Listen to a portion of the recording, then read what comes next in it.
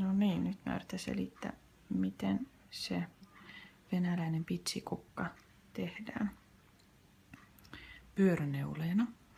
Eli mä teen tämän nyt 2 värillä ja mä olen tämän aloittanut niin, että mulla on tässä tämmönen pieni sukanvarsi, mihin mä olen tällä uudella värillä jo 1 kerroksen ihan pelkkää oikeeta kutonut.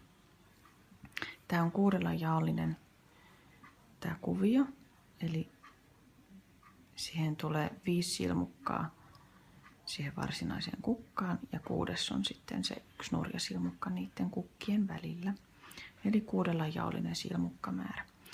Ja tehdään niin, että se alkaa näin, että laitetaan puikko silmukkaan, niin kuin kutoisit nurjana sen. Ja niinhän se sitten kudotaankin. Mutta nyt kiepautetaan, tehdään 3 langan kiertoa tälle puikolle. 1, 2, 3.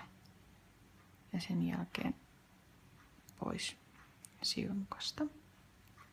Näitä tehdään 5 silmukkaa. 1, 2, 3.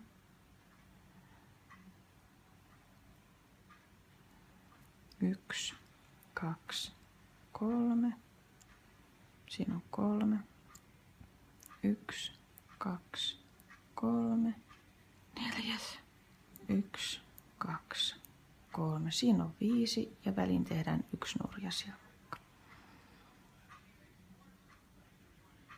Sitten aloitetaan alusta. Eli tätä samaa toistetaan koko kerros loppuun. 1. Jatketaan valkoisella. Eli nyt tämä lähtee niin liikkeelle, että puretaan nämä kierretyt silmukat, tai nämä langan kierrot. 1, 2, 3, 4, 5. Sen jälkeen tämä lanka kierrotaan näiden pitkien silmukoiden ympäri. Tuo lanka tälle puolelle, vasen puikko silmukoihin. Siirrä silmukot vasemmalle puikolle, kierrä ympäri. Siirrä silmukot takaisin oikealle puikolle. Tuo tälle puolelle. Siirrä taas vasemmalle puikolle silmukat. Kiepauta taas ympäri ja oikealle. Eli se lanka on nyt kiertynyt 2 kertaa näiden pitkien silmukoiden ympäri. Ja nurjasilmukka.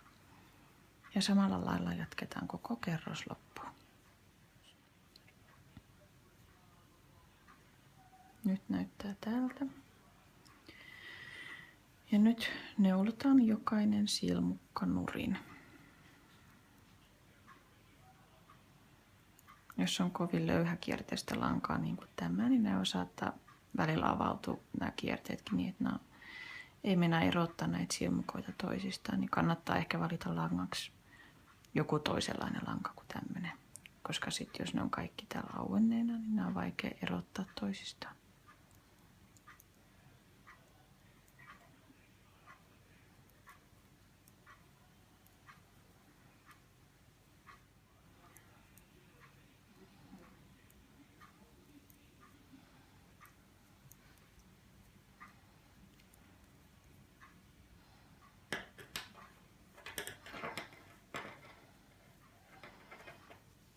Sitten jotta saadaan tämä kukkakerros erottumaan tästä, niin tehdään vielä 1 kerros oikeaa. Ja se tehdään sitten tällä aloitusvärillä.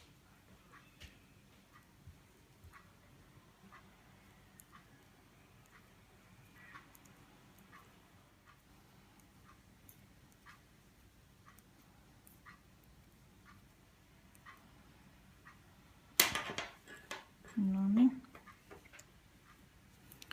Nyt tässä on kokonaan tehty tämä 1 kerros näitä kukkia. Täältä alhaalta kun vetää, niin saa nämä langan kierrot mukavasti asettumaan tuohon keskelle. Ja se kannattaakin tehdä, jotta ne on huolitellumman näköiset.